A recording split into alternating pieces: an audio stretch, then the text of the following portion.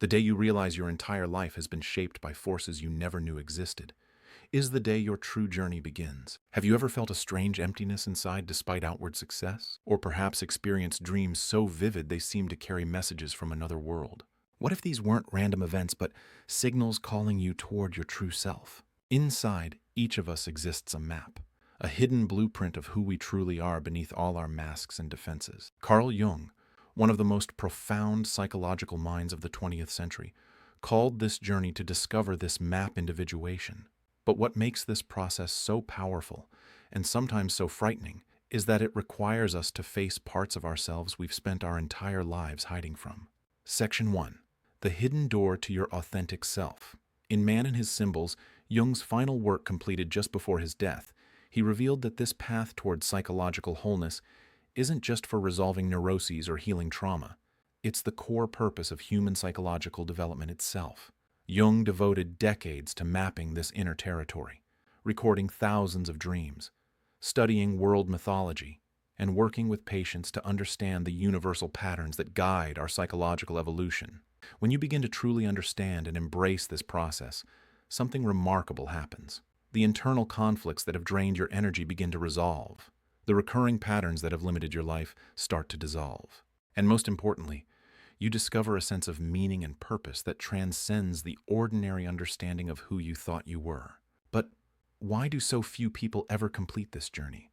And what happens when you encounter what Jung called the shadow, that hidden part of yourself that holds both your greatest fears and your greatest untapped potential? Today, we'll dive deep into Jung's profound map of the individuation process and reveal how dreams serve as your personal guides along this path. The modern world trains us to focus almost exclusively outward, on achievements, appearances, and material success. We're taught to identify completely with our social persona, that outer mask we present to others. Yet beneath this surface identity lies a vast interior landscape largely unexplored. Jung discovered that this neglect of our inner world comes at a tremendous cost. When we lose connection with our deeper selves, we experience what he called a poverty of symbols, a profound loss of meaning that manifests as depression, addiction, relationship failures, and a pervasive sense that something essential is missing from life. What makes Jung's work so revolutionary is that he didn't just identify this problem, he mapped a path through it. Through his own profound psychological crisis, which he called his confrontation with the unconscious, Jung discovered that the psyche naturally seeks wholeness. The symptoms and disturbances we experience aren't random afflictions, but signposts pointing toward integration. This process of integration, of becoming a complete individual, is what Jung termed individuation. It's the psychological journey of becoming who you truly are, not who your family, culture, or society programmed you to be. It's the discovery and development of your authentic self. And here's where Jung's insights become truly astonishing. He found that this journey follows a universal pattern across cultures and throughout history. The same basic stages, challenges, and transformations appear in ancient myths, religious texts, alchemical writings, and in the dreams and experiences of modern individuals. This isn't because Jung imposed a framework on diverse materials. Rather, he recognized that these recurring patterns reflect the fundamental structure of the human psyche itself. The hero's journey in mythology, the spiritual transformation in religious traditions, and the individuation process in psychology are all describing the same profound human experience from different perspectives. As we explore this territory together today, you'll begin to recognize aspects of your own life reflected in Jung's map. You'll gain insights into your dreams, your relationships, and your innermost self that may transform how you understand your entire life story. The journey we're about to take explores not just Jung's theories, but the living reality of your own psyche. This is not merely intellectual information, but a practical map that can guide your own process of becoming whole. The question is, are you ready to begin this adventure? Section 2. The concept of individuation. You're about to embark on an exploration of the most profound process in human psychology, one that has the power to transform your entire existence. Jung defined individuation in Man and His Symbols as the process by which a person becomes a psychological individual, a separate, indivisible unity, or whole, recognizing their innermost, incomparable uniqueness. But what does this really mean for your life? Imagine your psyche as a vast underground cavern system. Most people live their entire lives in a single, well-lit chamber near the entrance, what Jung called the conscious mind. But beyond that comfortable space lie countless unexplored passages and chambers filled with treasures, dangers, and profound wisdom, your unconscious mind. Individuation is the courageous exploration of this entire inner landscape until you've mapped, understood, and integrated it all into a coherent whole. You may be thinking this journey sounds like it would lead to becoming more self-centered or isolated. Nothing could be further from the truth. Jung emphasized that true individuation leads to deeper, more authentic connections with others. When you recognize and accept your own wholeness, you naturally recognize and accept it in others. The individuated person doesn't withdraw from the world. They engage with it more fully, more authentically, and with greater purpose. And here's something fascinating Jung discovered. Nature itself divides our lives into two distinct phases. In the first half, we build our ego, establish our place in the world, develop skills, and fulfill our biological imperatives. But around midlife, something shifts. The goals and values that drove us before no longer fully satisfy. This is when the unconscious begins to speak more loudly through dreams, synchronicities, and sometimes through crisis, calling us toward individuation. Let me share a story about how Jung himself discovered this process.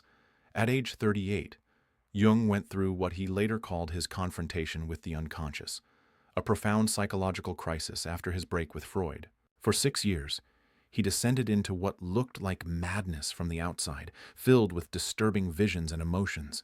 But Jung did something extraordinary with this experience. Rather than running from these disturbing images, he documented them meticulously in his Red Book. Each night, he would deliberately engage with the figures emerging from his unconscious, sketching them, writing dialogues with them, and seeking to understand their meaning. This voluntary descent into his own darkness became the foundation of his understanding of individuation. From this deeply personal journey, Jung realized that the psyche naturally seeks wholeness and integration. He discovered that the unconscious wasn't just a repository of repressed material, as Freud believed, but a creative, purposeful force guiding our development. And most importantly, he mapped the stages of this journey so that others might navigate it with greater awareness. What Jung discovered changed our understanding of human psychology forever. The individuation process isn't just about personal healing. It's about uncovering the purpose and meaning of your unique existence. And it follows a pattern as ancient as humanity itself, mirrored in the mythological hero's journey found in cultures across the world. To truly grasp the revolutionary nature of Jung's concept of individuation, we need to understand how radical it was in the context of his time. In the early 20th century, psychology was still in its infancy. Freud had established the importance of the unconscious, but his view was primarily focused on pathology, on what had gone wrong in a person's development. Jung shifted this perspective dramatically. He saw the unconscious not merely as a repository of problems and repressions, but as a source of wisdom, creativity, and guidance. In his view, the psyche naturally seeks wholeness and health. Our psychological symptoms aren't just malfunctions, they're expressions of aspects of ourselves seeking integration. This view transforms how we understand psychological growth. Instead of merely trying to eliminate symptoms or adjust to society's expectations, individuation invites us to expand into the fullness of who we really are. It's not about fitting in better. It's about becoming more authentically yourself. Jung documented this process through careful observation of his patients over decades of clinical practice. He found that when people committed to this inner journey, their psychological symptoms often resolved naturally as a side effect of greater wholeness. More importantly, they experienced a profound enhancement in their sense of meaning, purpose, and connection. The concept of individuation also represents a bridge between psychology and spirituality.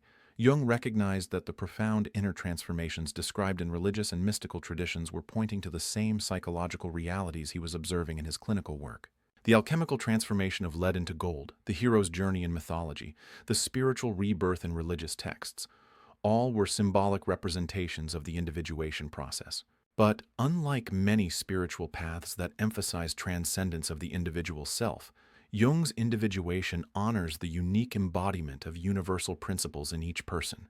It's not about escaping your humanity, but about fully embracing it. Shadow and light, limitations and gifts, mortality and meaning. In practical terms, individuation means developing a conscious relationship with all the different aspects of your psyche. It means recognizing and integrating your shadow, those qualities you've disowned or repressed. It means developing relationship with your anima or animus, the contrasexual aspects of your psyche. It means encountering archetypal energies and patterns without being consumed by them. And ultimately, it means coming into relationship with the self, the organizing center of the entire psyche that transcends, yet includes, the ego. This journey isn't linear, but cyclical and spiral. You'll revisit similar themes at deeper levels throughout your life. Each time you integrate a previously unconscious aspect of yourself, you become more whole, more authentic, and paradoxically, more uniquely yourself, while also more deeply connected to collective human experience. And here's what makes Jung's approach so powerful. He didn't just describe this process theoretically. He developed practical methods for engaging with it, particularly through dream analysis, active imagination, and symbolic expression. These methods provide concrete ways to establish dialogue with the unconscious and facilitate the individuation process. As we continue exploring this remarkable journey, you'll discover how these methods can apply to your own life, helping you navigate your unique path of individuation with greater awareness and purpose. Section 3. The Stages of Individuation. Now that you understand the profound nature of the individuation journey, let's explore the map Jung created to navigate this inner territory. He discovered that this process follows consistent stages, each with its unique challenges and rewards. Individuation often begins with a profound sense of disconnect, an awakening to the realization that the mask you've worn for the world, what Jung called the persona, is not your complete self. This mask, crafted carefully since childhood to gain acceptance and avoid rejection, suddenly feels confining, inauthentic, even suffocating. You may have already experienced this moment, perhaps through a crisis, a dream, or simply a deepening feeling of emptiness within success. When your persona begins to dissolve, you naturally begin to ask, if I'm not the role I've been playing, then who am I really? Jung described this initial stage as similar to the hero's journey in myths across cultures, the moment when the ordinary world no longer satisfies, and a call to adventure awakens something deeper within. This is the threshold crossing, where you begin to venture beyond the comfortable boundaries of your known self. And where does this journey lead next? Directly into one of the most challenging yet transformative encounters in the entire individuation process, meeting your shadow. The second stage involves encountering what Jung considered the first major archetype on the path, the shadow. This hidden repository contains all you've denied, repressed, and rejected about yourself. Not just your darkest impulses, but often your most vital energies and gifts. In Man and His Symbols, Jung writes that we don't see our shadow directly. Instead, we project it onto others. Those qualities in others that trigger intense, immediate emotional reactions, especially negative ones, are often unacknowledged aspects of our own shadow. The shadow holds your denied power. The shadow guards your untapped potential. The shadow contains the parts of yourself you were once punished for expressing. Meeting and integrating this shadow is essential for three profound reasons. First, it liberates enormous psychic energy that was previously consumed with repression. Second, it reveals gifts and capacities you've denied yourself. And third, it allows you to see others more clearly, without the distortion of projection. Beyond the shadow lies an even more mysterious presence, the contrasexual archetype within your psyche. For men, Jung called this the anima, the feminine aspect of the male psyche. For women, the animus, the masculine aspect of the female psyche. These inner feminine and masculine energies aren't about gender stereotypes, but about fundamental psychic energies we all possess. The anima animus often appears in dreams as a mysterious opposite-sex figure who seems to have knowledge, qualities, or abilities your conscious self lacks. When integrated, the anima helps a man connect with his emotional depths, intuition, and capacity for relationship. The animus helps a woman embody her authority, assertiveness, and logical thinking. Both archetypes serve as bridges to the deeper unconscious, guiding us further along the individuation path. At the center of Jung's map lies the ultimate goal of individuation, encounter with the self, the archetype of wholeness, and the central organizing principle of the entire psyche. Unlike the ego, our conscious identity, the self encompasses both conscious and unconscious, representing our full potential.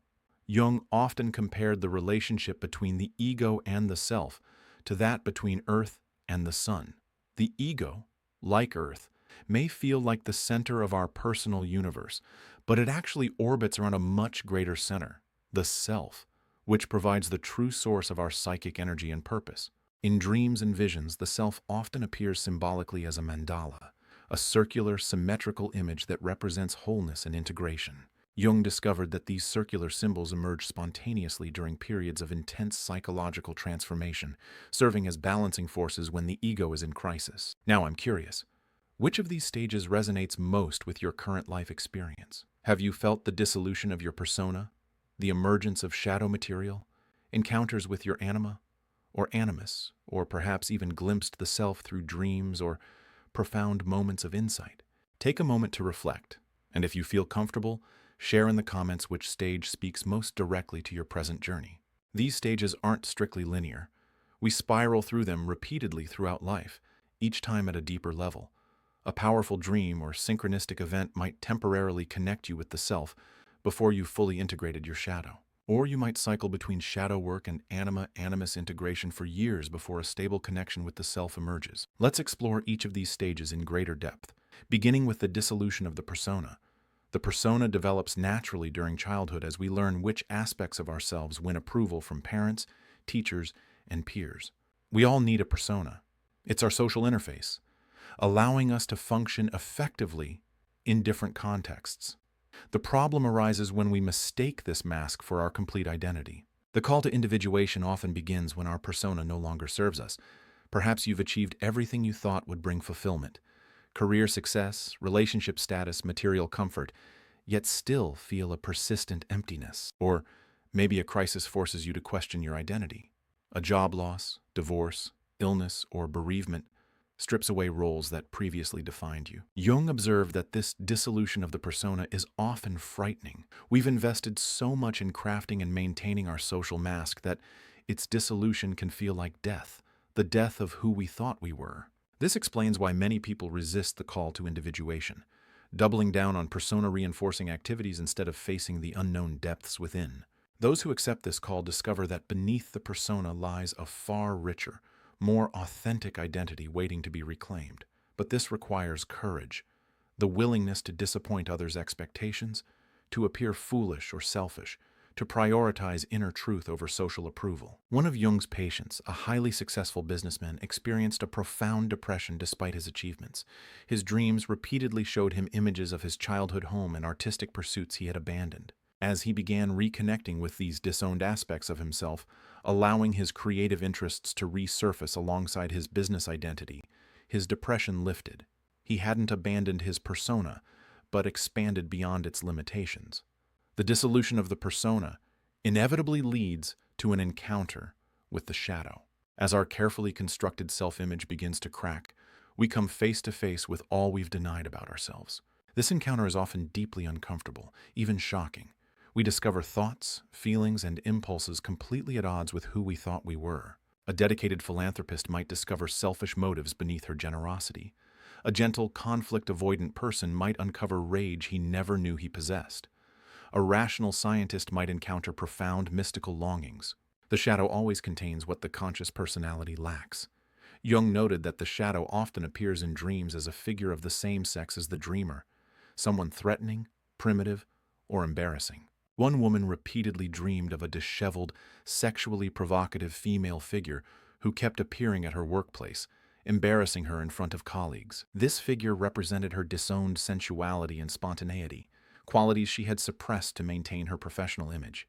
The task is not to act out shadow qualities unconsciously, but to bring them into conscious relationship with the ego. This holding the tension of opposites creates a third, transcendent position that incorporates both the original conscious attitude and its shadow counterpart into a larger, more complete identity. This integration leads naturally to engagement with the anima, animus, our inner feminine or masculine counterpart. Jung observed that men often project their unintegrated anima onto women in their lives, while women project their animus onto men. These projections create both intense attraction and eventual disappointment when the real person inevitably fails to perfectly embody our inner image. The anima typically develops through 4 stages in a man's life, which Jung symbolized as Eve, purely biological; Helen, romantic and aesthetic; Mary, spiritual and devoted; and Sophia, wisdom. Similarly, the animus develops from a physical power figure to a romantic hero, then to a spiritual guide, and finally to a wisdom figure. Integrating these contrasexual archetypes means withdrawing these projections and recognizing these qualities within ourselves. A man with an integrated anima can access his emotional intelligence, relational capacity, and intuition without depending on women to carry these qualities for him. A woman with an integrated animus can embody her authority, logical thinking, and assertiveness without requiring men to express these qualities on her behalf. Ultimately, these stages prepare us for relationship with the self, the central archetype of wholeness, and the true goal of individuation. The self is both the center and the circumference of the entire psyche, encompassing all other archetypes and aspects of personality. It's what religions often symbolize as God, Buddha nature, or the divine within. Contact with the self brings a profound sense of meaning, purpose, and connection. The individuated person experiences life not as random or meaningless, but as deeply significant even when painful. They develop what Jung called a religious attitude, not necessarily adherence to any particular creed, but a deep reverence for life and consciousness itself. This journey through the stages of individuation transforms not just our inner landscape, but our outer relationships and contributions to the world. It's a path not of withdrawal from life, but of more authentic, conscious engagement with it. Section 4. The shadow encounter in depth. Of all the stages in the individuation process, none is more crucial or more misunderstood than the encounter with the shadow. This is where we must venture now, deeper into the hidden aspects of the psyche. The shadow, as Jung described it in Man and His Symbols, is not merely our dark side. It's everything we don't know about ourselves. It contains not only the aspects of ourselves we've denied because they seemed negative or shameful, but also positive qualities, abilities and strengths we've never claimed. This revelation transforms how we understand ourselves. The shadow isn't your enemy. It's the missing pieces of your psychological puzzle, the parts of yourself that were rejected, forgotten, or pushed aside during your development. Because the shadow remains unconscious, we don't experience it directly within ourselves. Instead, we see it projected onto others, which is why when someone triggers an instant, powerful, emotional reaction in you, they're often acting as a mirror for your own shadow. This is why the qualities that irritate us most in others often reveal more about us than about them. The person you can't stand because they're too aggressive may be reflecting the assertiveness you've repressed in yourself. The self-centered colleague who infuriates you might be mirroring the self-care you deny yourself. The irresponsible dreamer you judge might carry the creative spontaneity you've sacrificed. As you begin to recognize your shadow's presence, you'll notice certain patterns, overreactions to others, recurring conflicts with similar themes, a sense of being possessed by emotions that seem disproportionate to the situation. Perhaps the most telling sign is what Jung called moral self-righteousness, the absolute certainty that you are right and others are wrong, with no shades of gray. This rigid stance often conceals a desperate attempt to deny the very qualities in yourself that you're condemning in others. Dreams offer the most direct path to shadow material. In your dreams, the shadow often appears as a figure of the same sex as you, someone who makes you uncomfortable, frightens you, or possesses qualities opposite to your conscious personality. Jung found that recurring dream symbols provide a map to shadow content. In Man and His Symbols, he describes how one patient repeatedly dreamed of a bull charging at him, representing the natural masculine aggression he had completely suppressed in his waking life. Let me share something personal for a moment. Working with my own shadow has been the most challenging and ultimately the most liberating part of my own psychological journey. When I first began to glimpse the parts of myself I had denied, the shame was almost unbearable.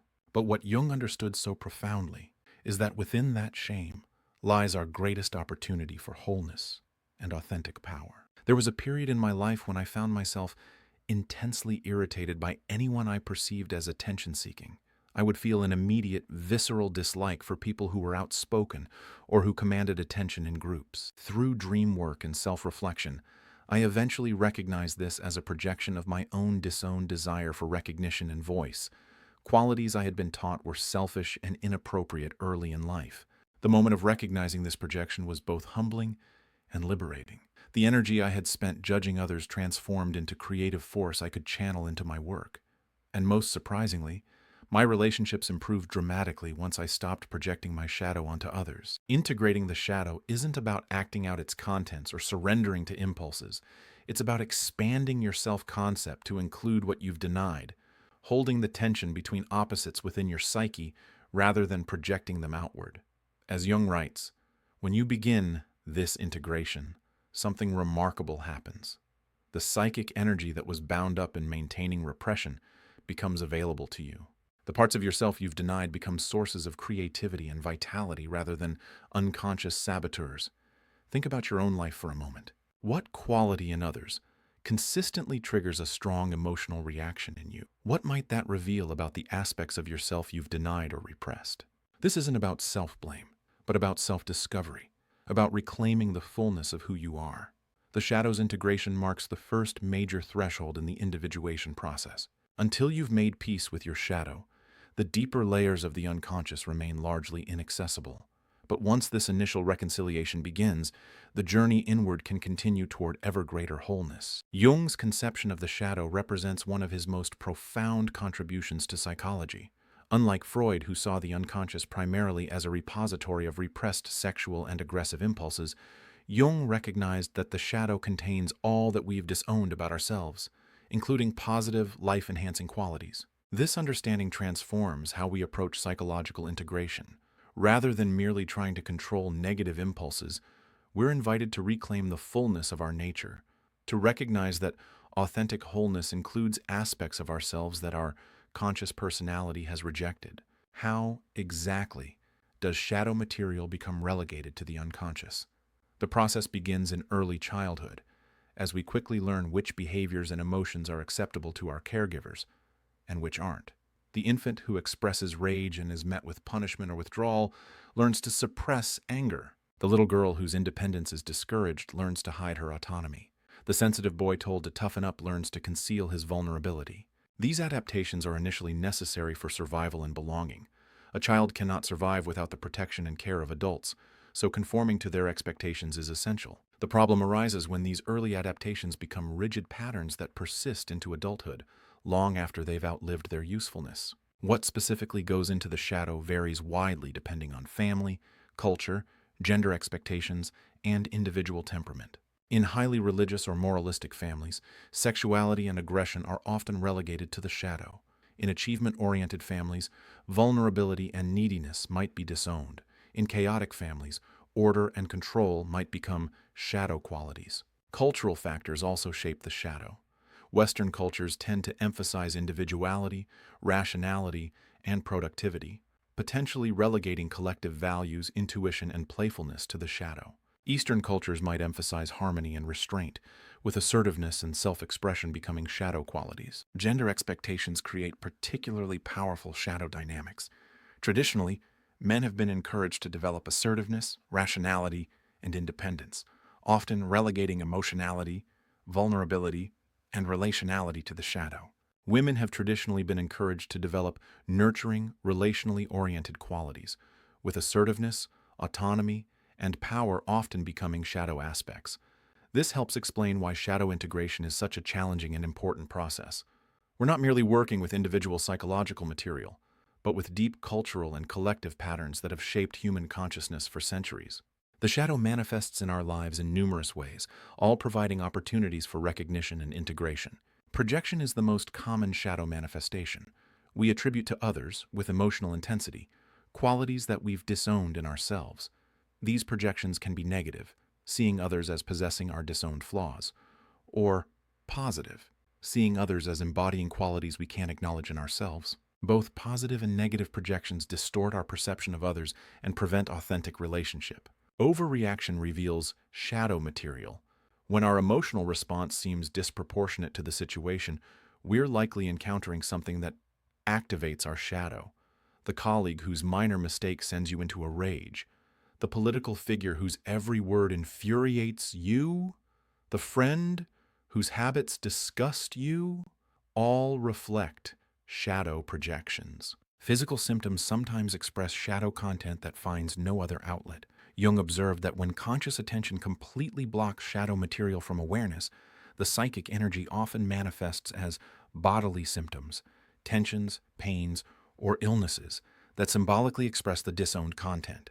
Slips occur when shadow material temporarily breaks through our conscious control. The inappropriate comment, the embarrassing mistake, the uncharacteristic behavior.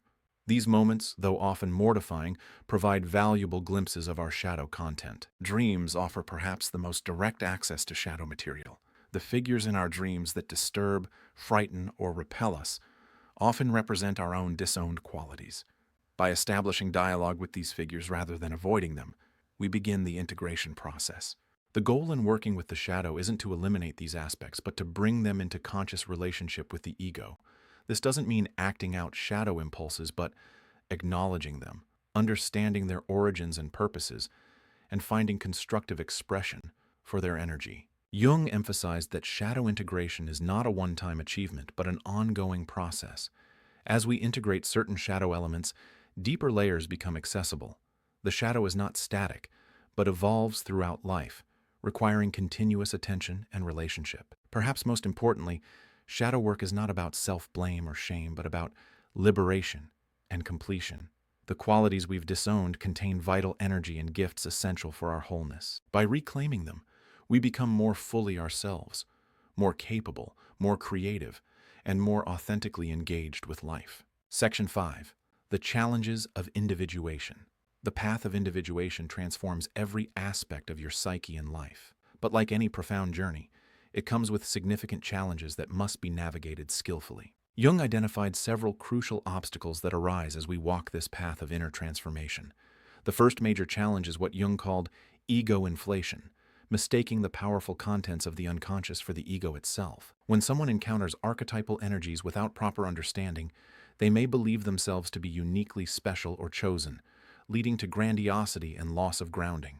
This inflation happens when the ego identifies with larger archetypal contents that emerge from the unconscious. Suddenly, ordinary people begin to believe they have special powers, divine missions, or unique insights that elevate them above others. History is filled with charismatic figures who succumbed to this inflation, often with tragic consequences for themselves and others. The antidote to inflation is humility and ongoing relationship with the unconscious. Jung emphasized that individuation isn't about becoming superhuman. It's about becoming authentically human, with all the limitations and possibilities that entails. Perhaps the most common obstacle is simple fear. As the persona dissolves and the shadow emerges, many people experience what feels like a psychological death, a profound identity crisis where they no longer know who they are. This uncertainty can feel so threatening that many retreat back to the safety of their old identity, regardless of how limiting it might be. Jung observed that this fear often manifests as intensified attachment to the very patterns that no longer serve us. The businessman becomes even more obsessed with success. The caretaker becomes more compulsively giving. The intellectual becomes more rigidly analytical. These are all defensive maneuvers against the disintegration that precedes rebirth. Beyond these inner obstacles lie outer barriers. Our social environments often discourage individuation. Families, organizations, and cultures typically reward conformity and punish differentiation. The individuating person may face significant external pressure to return to old patterns and roles that no longer fit their emerging authentic self. This resistance makes perfect sense from a societal perspective. Systems prefer predictability and stability. The individuating person introduces uncertainty and change. Friends and family may feel threatened when you begin to withdraw projections and relate to them differently. Colleagues may resist when you no longer play your accustomed role in the workplace drama. Jung found that these challenges could be navigated successfully through several essential practices: working with dreams to receive guidance from the unconscious, developing a regular contemplative practice, working with a skilled analyst or guide, and perhaps most importantly, maintaining a sense of humor about the entire process. As you continue on this journey, you'll discover that the very challenges of individuation strengthen your capacity to hold paradox and complexity. What once would have overwhelmed you becomes manageable as your psyche expands to accommodate more of your wholeness. Each challenge on this path isn't a barrier, it's a teacher. The fear that arises when you face your shadow teaches courage. The confusion that comes when old certainties dissolve teaches discernment. The loneliness that can accompany differentiation teaches authentic connection beyond conformity. The individuation journey isn't a straight path, but a spiral. You'll revisit similar themes and challenges at deeper levels throughout your life. This isn't failure. It's the natural rhythm of psychological development. Each spiral around brings new insights, greater integration, and more profound transformation. Jung's understanding of these challenges came not just from theoretical speculation, but from direct experience. Both his own individuation journey and his work with countless patients over decades. He recognized that the path to psychological wholeness necessarily involves periods of disintegration, confusion, and darkness. These challenging passages in the individuation journey have been called by various names across traditions: the dark night of the soul, the Nigredo phase in alchemy, the belly of the whale in mythology. Each points to the essential truth that transformation requires a dissolution of old structures before new ones can emerge. One of the most difficult challenges is the experience Jung called the encounter with meaninglessness. As the conventional meanings and values we've inherited from family and culture are questioned, we may pass through a phase where nothing seems to have inherent meaning. This existential desert can be profoundly disorienting and frightening. Jung himself experienced this during his confrontation with the unconscious after his break with Freud. He described feeling completely lost, without any external guide or map. What carried him through was his commitment to staying in relationship with the images and figures emerging from his unconscious, trusting that a new, more authentic meaning would eventually emerge. Another significant challenge is what Jung termed possession by an archetype. This occurs when an unconscious archetypal energy overwhelms the ego, temporarily taking over the personality. Someone possessed by the hero archetype might engage in grandiose, risk-taking behavior. Someone possessed by the victim archetype might collapse into helplessness and self-pity. These possessions aren't failures but opportunities. They reveal where our conscious relationship with archetypal energies needs development.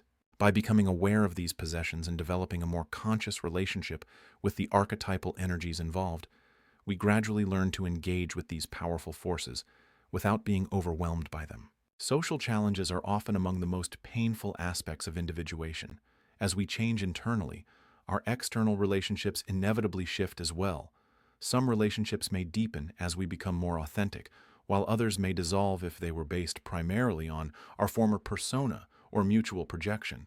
This social dimension explains why individuation is often triggered by or coincides with major life transitions, career changes, relationship endings, relocations, or health crises. These external changes create space for internal transformation that might otherwise be resisted due to social pressure. Jung found that individuals navigating these challenges benefit enormously from supportive community, people who understand and respect the individuation process. This might be a therapeutic relationship, a spiritual community, or simply friends who value authenticity and inner growth. He also emphasized the importance of ritual and symbolic practices during challenging transitions. Ritual helps contain and give meaning to experiences that might otherwise feel overwhelming or chaotic. This might take the form of religious practice, artistic expression, or personally meaningful ceremonies that honor significant inner changes. Perhaps most importantly, Jung recognized the essential role of patience in navigating these challenges. The psyche has its own timing and rhythm that cannot be forced or controlled by the ego. Learning to trust this process, to neither rush ahead nor resist what's emerging, is one of the most difficult and important skills in individuation. The rewards of persevering through these challenges are profound: increased creativity, deeper relationships, greater resilience in the face of suffering, and a sense of meaningful participation in life beyond the narrow confines of ego concerns. Jung believed that facing these challenges wasn't just personally healing, but contributed to the evolution of human consciousness itself. Section 6. Dreams as Guides to Individuation. Now we come to perhaps the most fascinating and practical aspect of Jung's work, his discovery that dreams serve as our primary guides on the individuation journey. Dreams offer a direct line of communication from the unconscious to your conscious mind, revealing exactly what you need to know at each stage of your development. In Man and His Symbols, Jung wrote that dreams are not disguises for repressed wishes, as Freud believed, but direct expressions of the unconscious in its own symbolic language. Dreams serve a compensatory function, showing us what our conscious mind overlooks, avoids, or doesn't know about itself. This understanding transforms how we approach our dream life. Rather than dismissing dreams as random neural firings or seeing them as mere wish fulfillment, we can recognize them as meaningful communications from the deeper layers of our psyche. Jung described dreams as letters from the self, communications from the deeper center of your psyche to your conscious mind. Unlike the ego, the self has access to your complete inner landscape and sends images and scenarios designed to guide your individuation process. When you're ignoring an important aspect of your nature, your dreams will often highlight it. When you're over-identified with a single perspective, your dreams will present the opposite view. When you're at a crossroads in life, your dreams will offer symbolic guidance about the path forward. As individuation progresses, certain archetypal symbols often appear in dreams. The shadow might first appear as a threatening figure of your same gender. The anima animus often appears as an alluring or mysterious figure of the opposite gender, and the self frequently appears as a wise elder, a divine child, or geometric symbols of wholeness like the circle, square, or mandala. These symbolic figures aren't static. They evolve as your relationship with these aspects of yourself develops. A shadow figure that initially appears threatening might gradually transform into an ally. An anima animus figure that begins as a fantasy projection might evolve into a wise guide. The self might first appear as a distant, numinous presence before becoming more accessible and integrated. Jung's approach to dreams differs significantly from Freud's. Rather than free association, which leads away from the dream, Jung used amplification, staying with the dream image and enriching it with personal, cultural, and archetypal associations. The question is not, what does this dream mean? But what is this dream showing me about myself that I don't yet consciously know? For example, if you dream of a neglected child, Freudian analysis might connect this to your own childhood experiences. Jung would certainly include this personal dimension, but would also explore the inner child archetype, cultural and mythological child figures, and how this symbol relates to your current life situation and individuation process. Jung found that working with dream series, recording and analyzing dreams over time, reveals patterns and developments in the individuation process. A single dream can be misleading, but a series of dreams shows the direction in which the psyche is moving. In his work with patients, Jung observed how dreams naturally guide the individuation process. Early in therapy, dreams often bring forward shadow material. As shadow integration progresses, anima, animus figures become more prominent. And as individuation deepens, symbols of the self begin to emerge with increasing frequency. One of Jung's most famous cases involved a highly rational scientist who initially dismissed the importance of dreams and the unconscious. Yet this man's dreams persistently presented symbols of wholeness and integration that contradicted his conscious attitude. Through working with these dreams, the man gradually developed a more balanced relationship with both his rational and intuitive sides. Let's take a moment now to connect with this concept more deeply. Close your eyes if you feel comfortable, and bring to mind a recurring dream or dream symbol from your own life. What emotions does this dream evoke? What might your deeper self be communicating through this image? As you reflect on this dream not as random mental activity but as a message from your deeper wisdom, what new understanding begins to emerge? Approaching your dreams with this attitude of receptive curiosity opens a dialogue with the unconscious. You don't need to analyze every dream perfectly. The simple act of paying attention to your dreams with respect and interest deepens the connection between conscious and unconscious. To begin working with your dreams as guides to individuation, start by keeping a dream journal. Write down your dreams as soon as you wake, before they fade from memory. Look for recurring themes, symbols, and figures. Notice which dreams carry strong emotional charge. These often contain the most significant messages. As you work with your dreams over time, you'll begin to recognize the unique symbolic language of your own unconscious. You'll see patterns in how your dreams respond to life events and inner developments. And most importantly, you'll establish a living relationship with the deeper sources of wisdom within your psyche. Jung's discovery of dreams as guides to individuation represents a profound shift in how we understand the relationship between conscious and unconscious. Rather than seeing the unconscious as merely a repository of repressed material or primitive impulses, Jung recognized it as a creative, purposeful dimension of the psyche, with its own intelligence. This view transforms how we approach psychological development. Instead of imposing conscious goals and expectations on the process, we learn to listen to the unconscious as a partner in our growth. Dreams become not problems to be solved, but messages to be received and integrated. Jung's approach to dreams is remarkably respectful. He didn't impose interpretations, but helped individuals discover the meaning of their own dream symbols. He recognized that while certain archetypal patterns appear across cultures and individuals, each person's unconscious develops its own unique symbolic language that must be understood on its own terms. This respect extends to nightmares and disturbing dreams, which Jung saw not as meaningless symptoms to be eliminated, but as particularly urgent communications from the unconscious. Often, the more disturbing the dream, the more important its message for the dreamer's individuation process.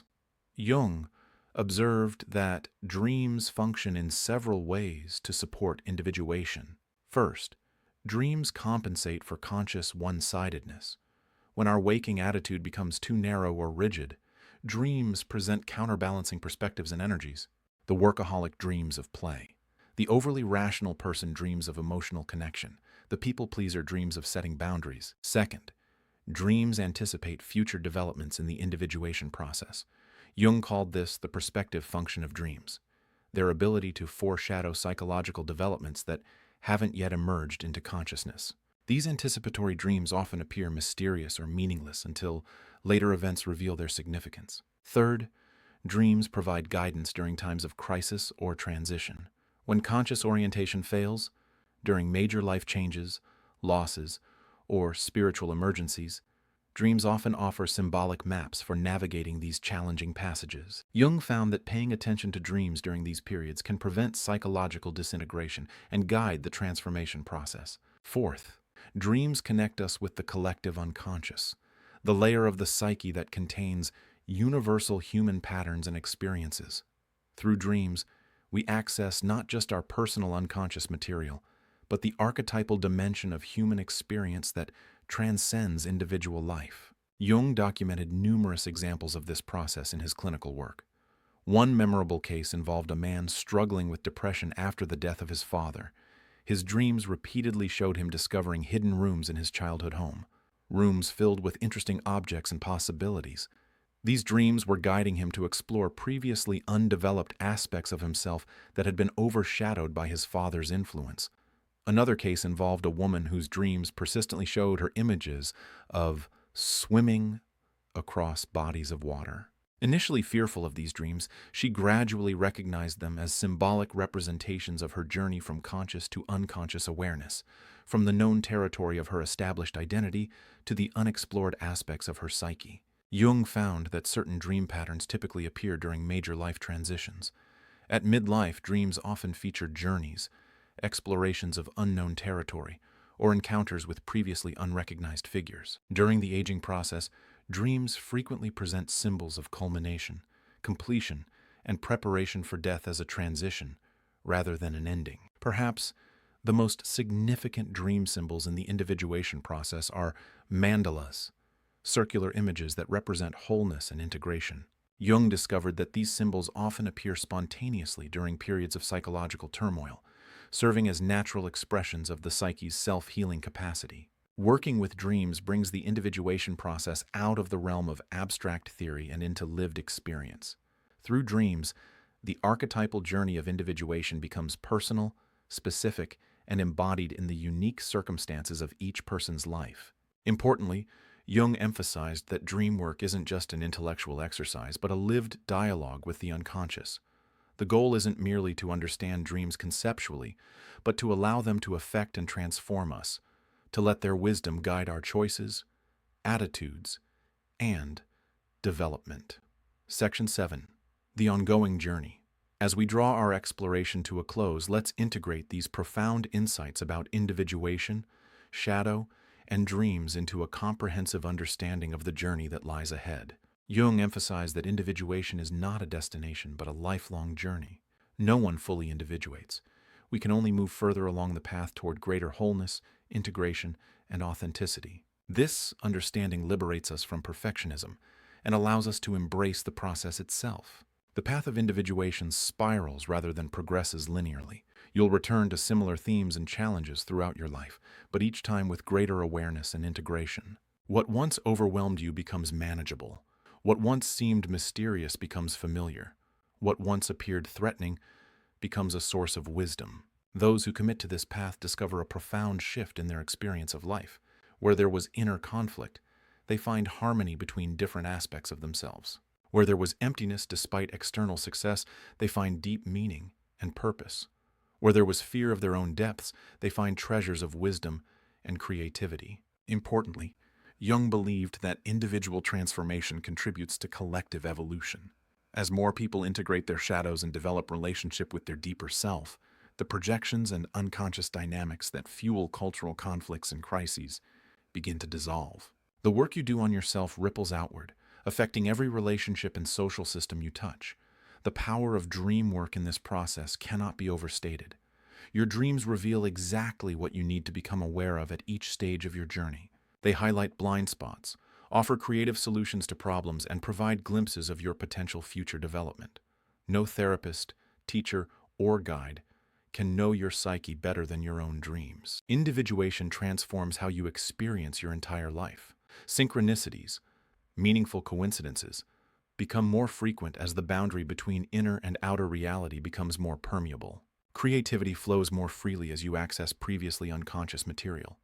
Relationships deepen as you withdraw projections and see others more clearly. Work becomes more purposeful as you align with your authentic gifts and calling. As we conclude, I invite you to consider one small step you might take to begin or deepen your own individuation journey. Perhaps it's starting a dream journal. Maybe it's reflecting on a relationship where strong projections might be operating. Or simply sitting quietly with the question, what aspects of myself have I denied or disowned that are seeking integration? Remember that you don't need to undertake this journey alone. Jung himself emphasized the importance of relationship in the individuation process. Finding a therapist trained in Jungian approaches, joining a dream group, or simply studying Jung's works with others can provide support and perspective as you walk this path. Jung wrote, "The privilege of a lifetime is to become who you truly are." The path of individuation offers exactly this privilege, the opportunity to discover and embody your authentic self in all its complexity, darkness, and light. Remember that moment we began with, when you realize your life has been shaped by forces you never knew existed. That moment is not the end of something, but the beginning of the most important journey you'll ever take. A journey to the center of yourself, and back again, transformed. In the words of Jung himself, your vision will become clear only when you can look into your own heart. Who looks outside? Dreams. Who looks inside? Awakes. The journey of individuation awaits. The depths call. Will you answer? The rewards of this journey extend far beyond symptom relief. People who undertake the individuation process often experience a profound shift in their entire relationship to life. Their sense of time expands beyond personal concerns to encompass the larger rhythms of human development. Their understanding of suffering deepens to include its transformative potential.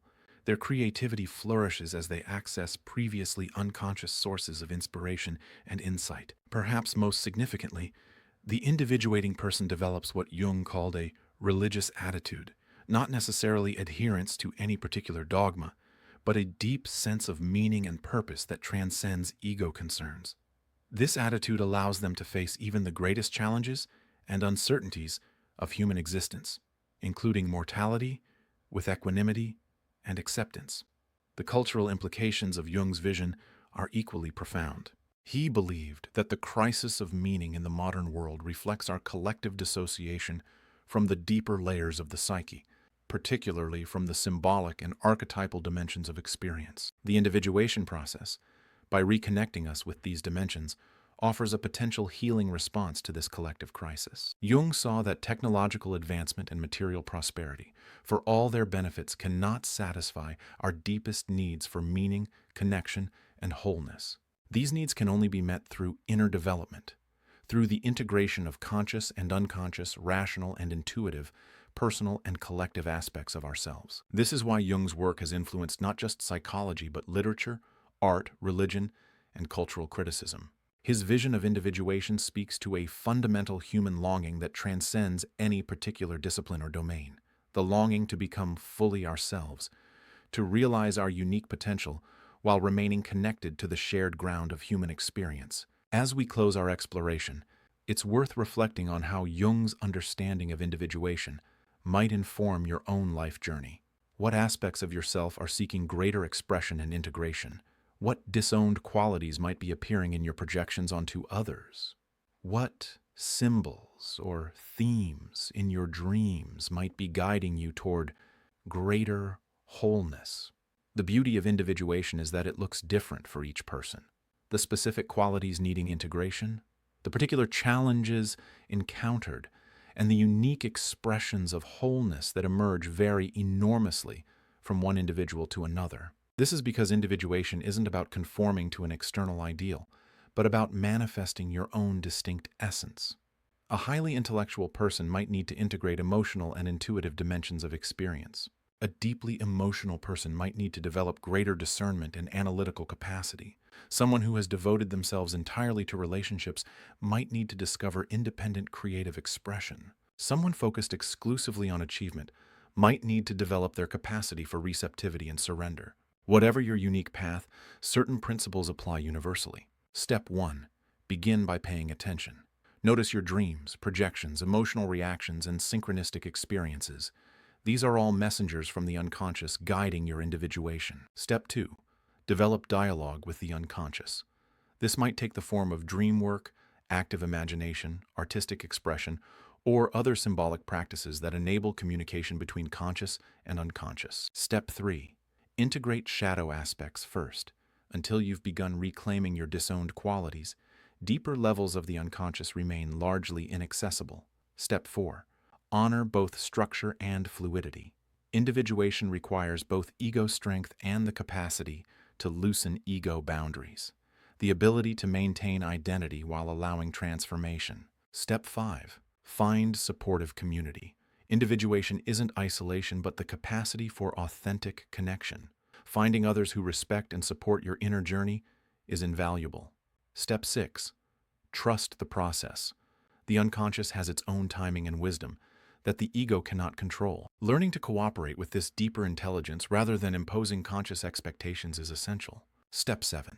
Recognize that individuation serves life beyond yourself. The fruits of your inner work, greater authenticity, creativity, and compassion, naturally benefit others and contribute to cultural renewal. As you continue on your unique path of individuation, remember that the very challenges that seem to be obstacles are often the exact experiences needed for your particular development. Trust that the deeper wisdom of the psyche is guiding you, even when the way forward isn't clear to conscious understanding. The path isn't always easy. It demands courage, perseverance, and the willingness to face aspects of yourself and reality that might initially be frightening or painful. But the alternative, remaining identified with a partial, inauthentic version of yourself, ultimately creates greater suffering through inner division and disconnection from your deeper nature. Jung's profound insight was that the psyche naturally seeks wholeness. The individuation process isn't something we need to invent or impose, but something we allow to unfold by removing the obstacles to its natural movement. Our task is not to create wholeness, but to discover the wholeness that already exists at the core of our being. In the often quoted words of Jung, "I am not what happened to me. I am what I choose to become." This simple statement captures the essence of individuation, the recognition that while we cannot control all the circumstances of our lives, we can choose how we respond to them, how we integrate them, and who we become through them. As you leave this exploration of Jung's individuation process, carry with you this empowering understanding. The path to becoming fully yourself is already within you. Your dreams, your challenges, your relationships, your creative impulses, all contain guidance for this journey. The wisdom you seek is not distant or foreign, but intimately present in the depths of your own psyche, waiting to be recognized and integrated. The journey continues, moment by moment, dream by dream, insight by insight. And though the path is uniquely yours, you walk in the company of all who have ever sought to answer the call to wholeness, authenticity, and meaning, the call to become who you truly are. Section 8. Practical application of individuation. Now that we understand the profound scope of Jung's individuation process, let's explore how to apply these insights practically in daily life. After all, Jung himself emphasized that psychological truth has value only when it can be lived.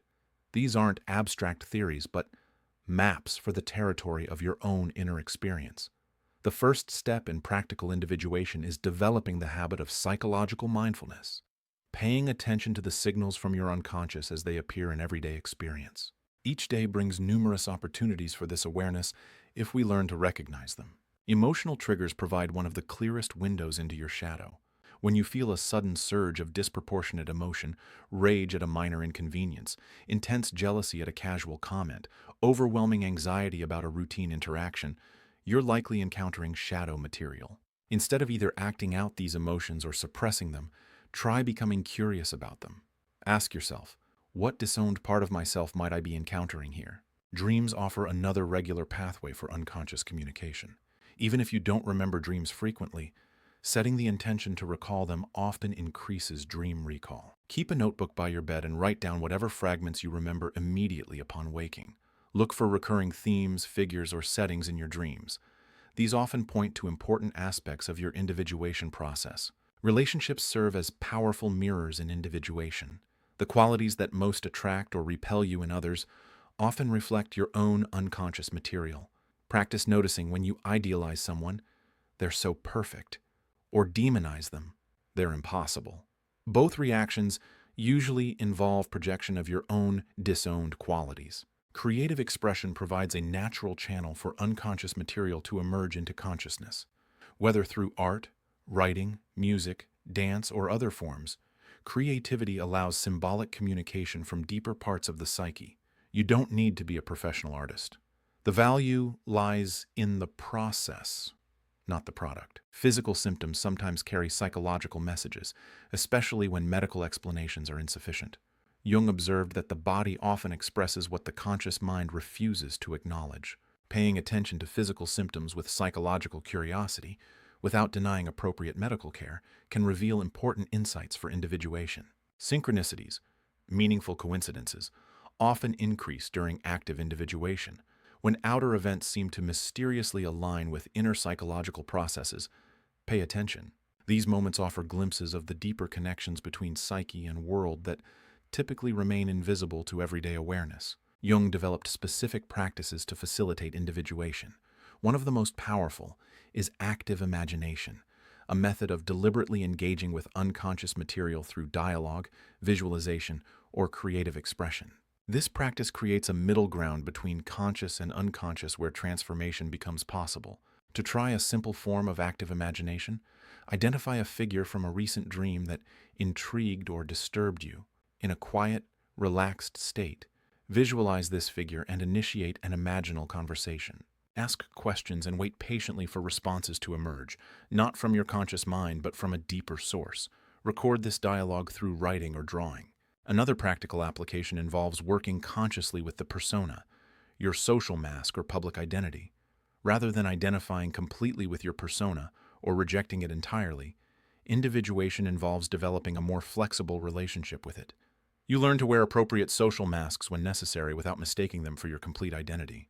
This flexibility becomes particularly important during major life transitions. Career changes, relationship shifts, geographic relocations, and other significant transitions often destabilize established personas and activate unconscious material.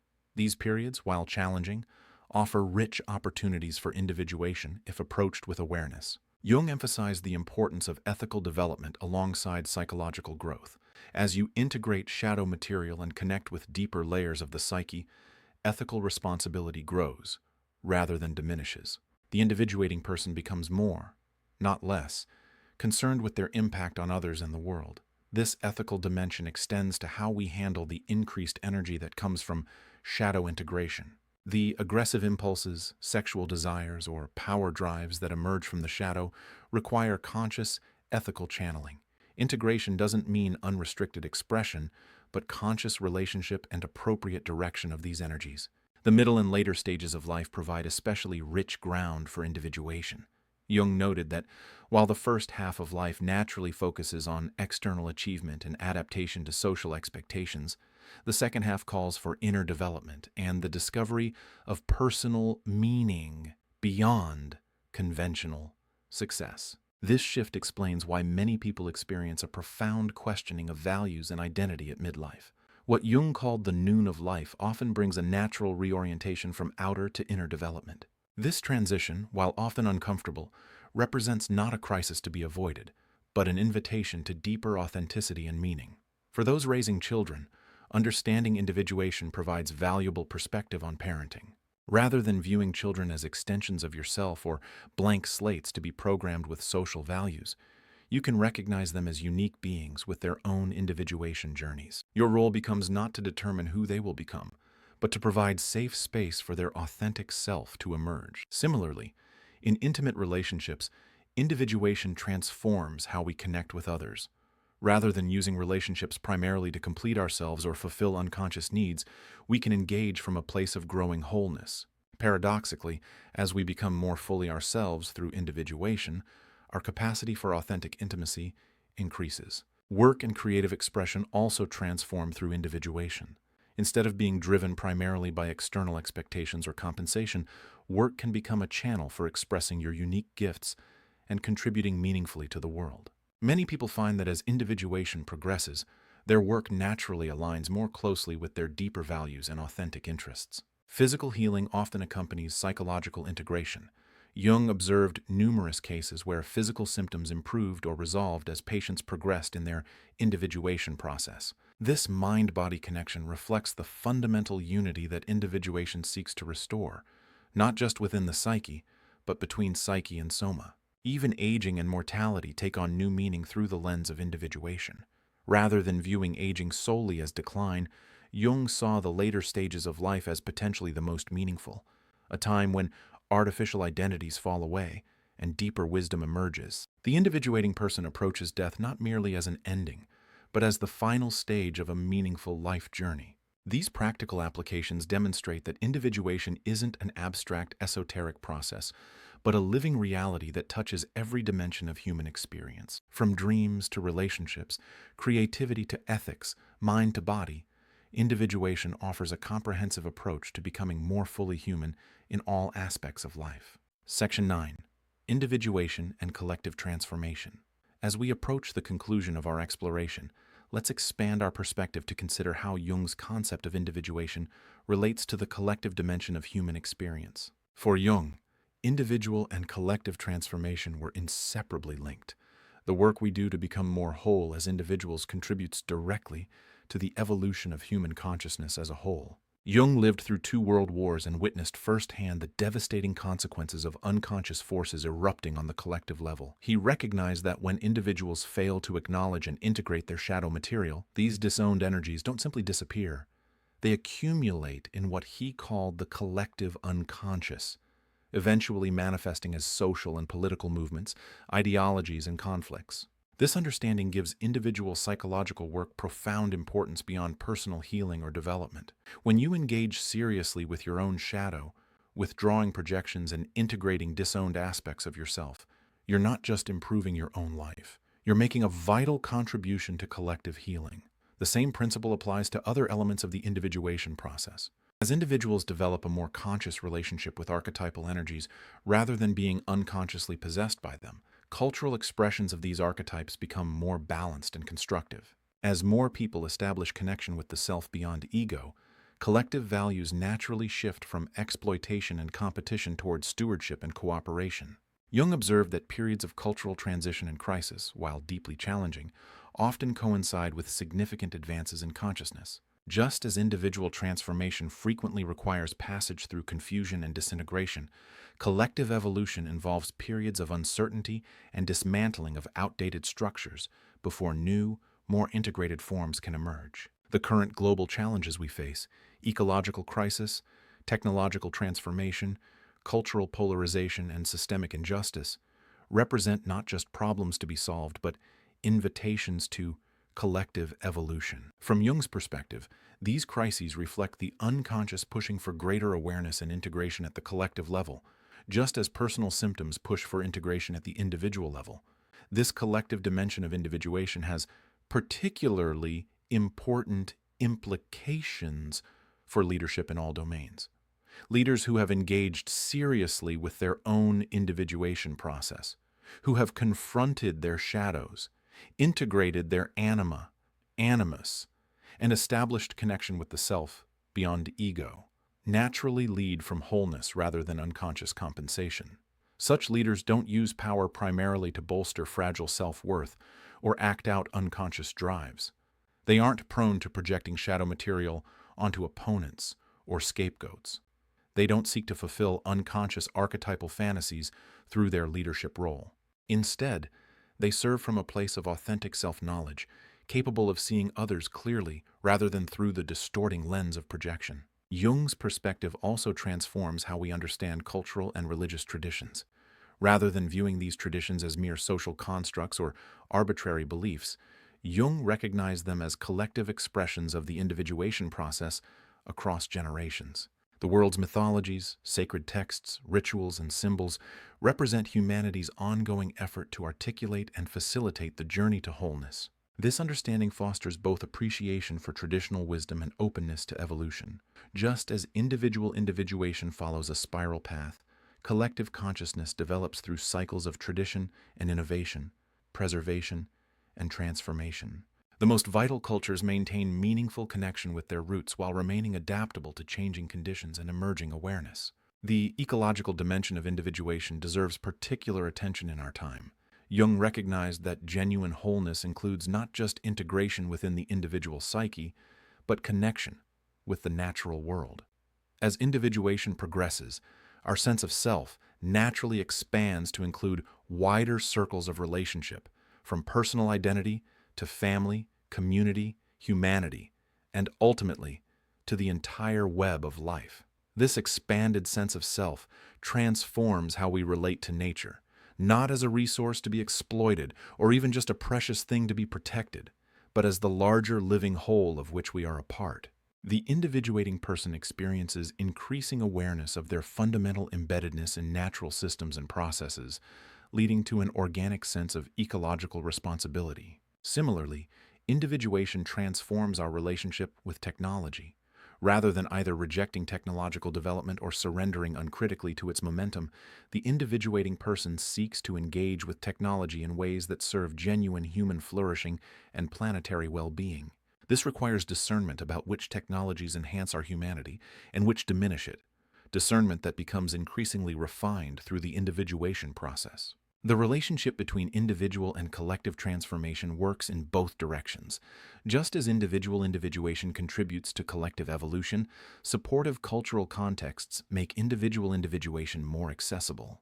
Communities that value authentic self-expression, tolerate diversity, provide meaningful rituals, and maintain connection with symbolic and spiritual dimensions of life naturally foster individuation among their members. This interdependence between individual and collective explains why Jung emphasized the importance of cultural renewal alongside individual psychological work. He recognized that creating cultural forms that honor both conscious and unconscious dimensions of life is essential for widespread individuation. Art, ritual, ethical frameworks, and educational approaches that integrate rational understanding with symbolic meaning support this cultural renewal. What emerges from this perspective is a profound vision of human potential, both individual and collective. Jung saw that humanity stands at an evolutionary threshold. Our unprecedented development of conscious awareness and technological capacity has created both extraordinary possibilities and grave dangers. Whether these powers serve life or undermine it depends largely on whether we develop the psychological maturity to wield them wisely. This maturity comes precisely through the individuation process, through the integration of conscious and unconscious, rational and intuitive, personal and collective dimensions of our nature. As more individuals undertake this integration, our collective capacity for creative response to our challenges grows correspondingly. In this light, engaging seriously with your own individuation process represents not just a path to personal wholeness, but a meaningful contribution to humanity's evolutionary journey. Each dream you attend to, each shadow aspect you integrate, each projection you withdraw, Each moment of authentic self-expression contributes to our collective capacity for conscious evolution. This understanding endows individual psychological work with profound meaning and purpose beyond personal fulfillment. Your individuation journey matters not just for your own well-being, but for the future we collectively create. This is the larger context and deeper purpose of the path we've been exploring together. We've journeyed deeply into Jung's profound map of the individuation process, exploring the stages from persona dissolution through shadow integration to connection with the self, understanding the crucial role of dreams as guides, examining the challenges that arise along the way, and considering the practical applications and collective implications of this work. Now let's integrate these insights into a cohesive understanding of the individuation journey as a whole, bringing together the threads we've explored and considering what they mean for your own unique path forward. The essence of individuation is deceptively simple, yet endlessly profound: becoming who you truly are, not who your family expected you to be, not who society rewards you for being, not even who you yourself once thought you should be, but who you most authentically are at your core, the unique expression of human possibility that you alone embody. This journey begins with recognition, the moment when you realize that the identity you've constructed, while necessary and valuable in many ways, doesn't contain the full truth of who you are. This recognition might come through crisis, through an unexpected dream, through creative inspiration, or through a growing sense of emptiness within outward success. However it arrives, this recognition initiates a process of expanding awareness, bringing what was unconscious into consciousness, reclaiming what was disowned, integrating what was fragmented. The psyche naturally seeks wholeness, and once the journey begins, the unconscious continually provides guidance through dreams, synchronicities, creative impulses, and relationships. The shadow represents the first major threshold on this journey. Until you begin integrating the qualities and energies you've disowned, the deeper layers of the unconscious remain largely inaccessible. Shadow integration doesn't happen all at once, but unfolds gradually as you become increasingly willing to acknowledge and reclaim the parts of yourself you've denied. This integration liberates enormous psychic energy. The force required to keep materials repressed becomes available for creative expression, authentic connection, and meaningful contribution. Many people report feeling more alive, more creative, and more present as they progress in shadow integration, even as they also become more aware of their complexity and contradictions. Beyond the shadow lie the contrasexual archetypes, anima for men, animus for women, representing aspects of ourselves that often remain undeveloped due to gender conditioning. Integrating these energies doesn't mean abandoning masculine or feminine identity, but expanding beyond limiting stereotypes to embrace the full range of human qualities within yourself. The goal of this process isn't homogenization, but differentiation, becoming more distinctly yourself by integrating all aspects of your nature. Jung observed that as individuation progresses, people don't become more alike, but more uniquely themselves, expressing the universal patterns of human experience through their particular embodiment. At the center of this journey lies the self, the archetype of wholeness that encompasses and transcends all other aspects of the psyche. Connection with the self brings a profound sense of meaning, purpose, and belonging. Life's challenges don't disappear, but they take their place within a larger context of significance and growth. This journey unfolds not in a straight line, but in a spiral, with each cycle revisiting similar themes at deeper levels. You don't integrate your shadow once and for all, but continue discovering and reclaiming disowned aspects of yourself throughout life. You don't establish connection with the self permanently, but experience moments of profound connection, interspersed with periods of relative disconnection. The oscillating nature of this process is not failure, but the natural rhythm of psychological development. Just as we move between waking and sleeping each day, we naturally move between periods of greater and lesser consciousness, integration, and disintegration, connection and disconnection in our individuation journey. Dreams serve as invaluable guides throughout this process, offering precise feedback about your current psychological situation and direction for continued growth. By establishing an ongoing relationship with your dreams, you create a living dialogue between conscious and unconscious that becomes increasingly rich and nuanced over time. The challenges that arise along the way, fear, confusion, social resistance, the temptation of inflation, aren't obstacles to be avoided, but integral aspects of the journey itself. Each challenge, when engaged consciously, strengthens your capacity for further growth and integration. What initially appears as a barrier often becomes a gateway to deeper development. This understanding transforms how you approach difficulties in your life. Rather than seeing problems merely as annoyances to be eliminated, you can recognize them as potential catalysts for growth, as messages from the unconscious, highlighting areas that need attention and integration. This doesn't mean passively accepting suffering, but engaging with it creatively and meaningfully.